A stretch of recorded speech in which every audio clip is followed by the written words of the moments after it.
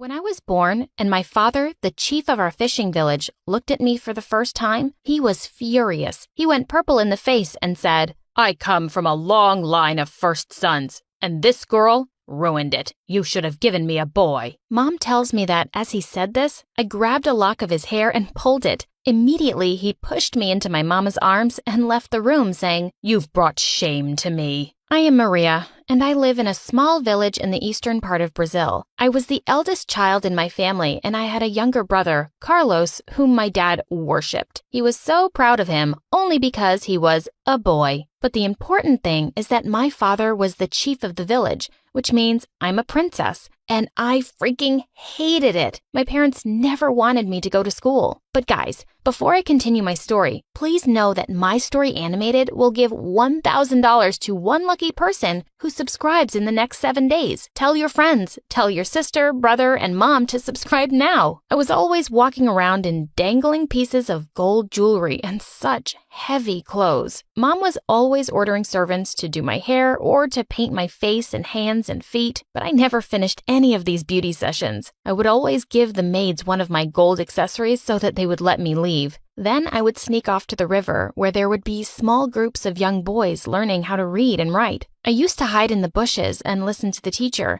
and that's how I learned how to read and write when I was only 5. Of course, my parents had no idea. When I was 8, my dad thought that all of my mom's hard work had paid off, and I looked really pretty. Yes, you're still a shame, but thank God at least you're beautiful. I can brag about that. Then Dad made a new law in the village. If anyone ever wanted to see me, the princess, they had to pay money because, according to him, having a princess is something special, and having a beautiful princess is a blessing that should be paid for. Dad then decided to increase the security of our house and made sure that my face would be covered when any of the village people wanted to visit me to get blessed. People would come to kiss my hands and touch my arms to bring them good luck. One day, a huge, scary-looking woman came and put a piece of paper at my foot and then started saying things like, "Oh la la lol, shonke ton affexe le boo." I looked at her in disbelief and snatched the paper. It said bad things about me, wishing the worst for me. I yelled, "Dad, she wants me to disappear, and you too. She is using black magic to make her daughter the princess." Dad almost fainted and kicked the woman out. He kissed my forehead and said, "Good job exposing this insane woman. Wait, how did you know how to read the paper?" I tried to come up with a lie, but I failed. "You're only a pretty face. No more than that. Do you understand?" And then he left. Next day, I found out that there were even more security guards everywhere. But 1 year later, I found a new way to continue learning. I demanded some of my visitors to bring me books and stories if they wanted to get my blessings. The women agreed to do that instead of paying. Of course, soon enough, Dad realized that the income had decreased, and he went ballistic. "What are you up to, idiot?" "I just want to learn." "Why? You're a princess and have a pretty face. Isn't that enough?" "Dad, there is nothing you could do to stop me from learning. I'll always find a way." "Don't make me do something that I will regret, Maria." "No, I'm not scared, and you need me more than I need you." Dad looked defeated for a second and left the room. He got back a minute later. He was holding a brush and some colors and white paper. "Here, a moron from the capital city gave me this present. He said this stuff is used to make art. I'm sure it's something stupid, but a useless girl like you might have fun eating it, or I don't know what people do with these things." "Dad, no, I don't want this." "You don't have an option." And with that, he left. I put the present aside and never used it until one day, when some of the women ran to kiss my hand, she accidentally pushed the colors aside and they fell down on the white papers. What I saw there made me freeze. It was the most beautiful thing I had ever seen. I didn't have words for it. And from that day, I started to draw things. I drew myself, my family, and even the women who used to visit. I didn't tell anyone, especially Dad, that I enjoyed drawing because I was sure this jerk would take away anything that might make me happy. Until one day, a young lady came to visit while I was drawing my own picture. I couldn't hide the painting in time, and she was able to see it. She froze. She looked really, and I mean really shocked.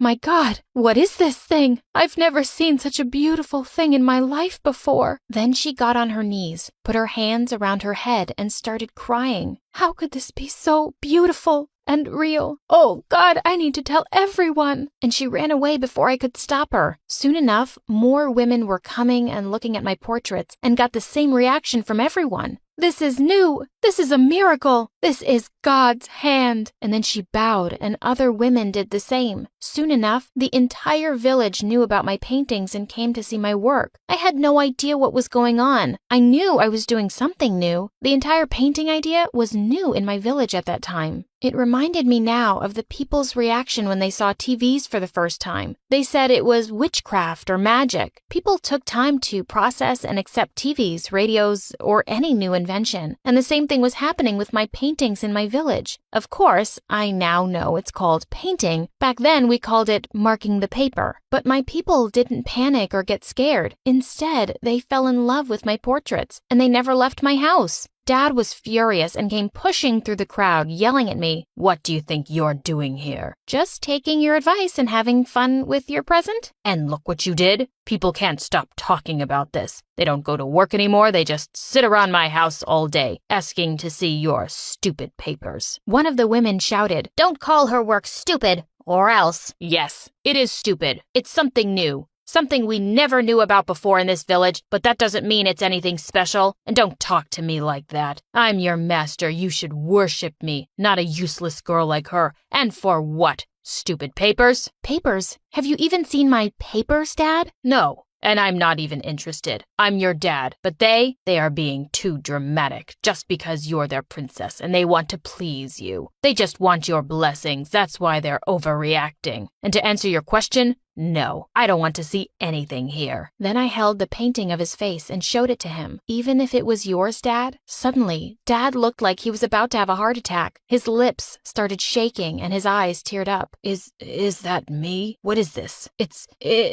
I know, Dad. I'm still looking for that word. Then Dad sat down and asked everyone to bow, and so they did. I just looked at them, and everyone was silently bowing. I waited for them for a minute or two to stand up, but they didn't until I said, "You can stand up, everyone," and they obeyed me. At that exact moment, I knew that I was given great power. I ruled the village. I wasn't sure, though, if Dad was being honest or not. I found out later he was only faking it so people would believe him, and that would give me more power. And to be honest, I did enjoy all the attention. People were making sure I was always comfortable and happy. They even divided the shifts among each other to take care of me. They built a huge palace for me and my family and would give us everything we needed. As I got older, people fell more and more in love with my paintings, and they were certain that I was a miracle child. So by the time I was 14, I took advantage of it. I tried to make changes. I ordered that all girls be enrolled in school, and I changed different laws to achieve equality between women and men. All was perfect. The people loved me and made me their queen, and Dad didn't even protest. That is, until one day, my brother came to my room and sat next to me. "Hey, want me to draw you now? They are ugly." "What are they?" "Your papers. There isn't anything special about them." "When did you start speaking nonsense?"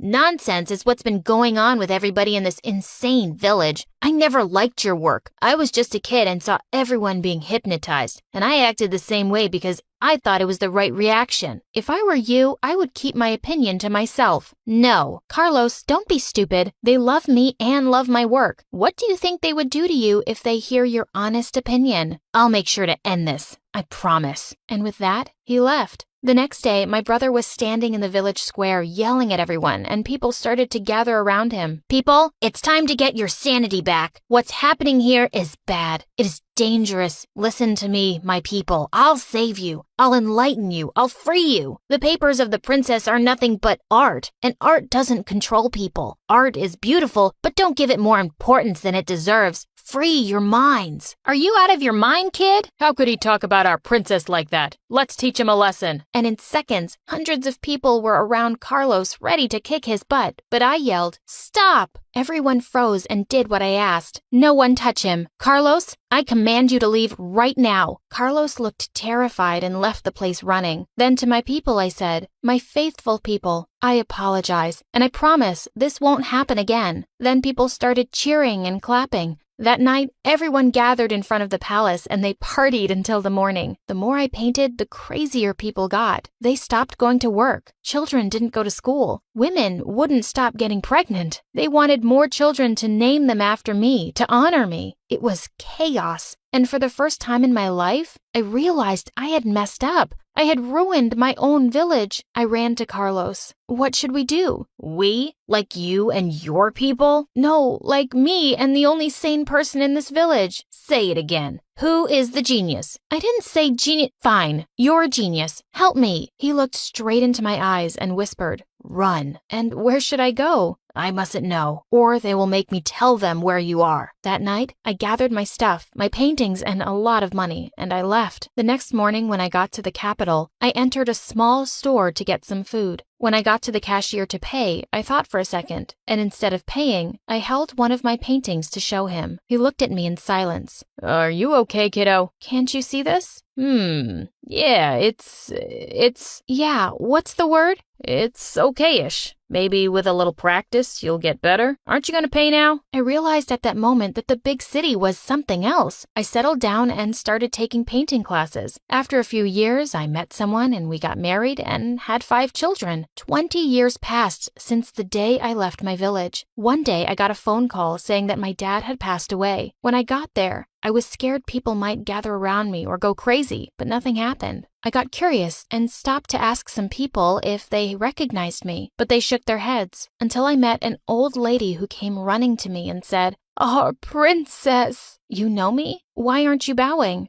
Why? Oh, you mean because of the paintings. They weren't anything special, honey. You were a princess, and we wanted to please you. We just wanted your blessings. So why did no one look for me after I left? Why would anyone? Listen, we loved you so much, and we respected your decision to go. We had overreacted to your art, and it got out of control. We never wanted you to leave, and people never stopped mentioning you. Even our young kids know you. Is that true? Yes. Watch this. Hey, everyone. This is Princess Maria, the just beloved queen you've all heard about. Then people started gathering around us. Kids were running to hug me, and women started kissing my hand. Oh, Princess Maria, we love you. Our children love you. I hugged them back, and with teary eyes I said, I love you too, all of you.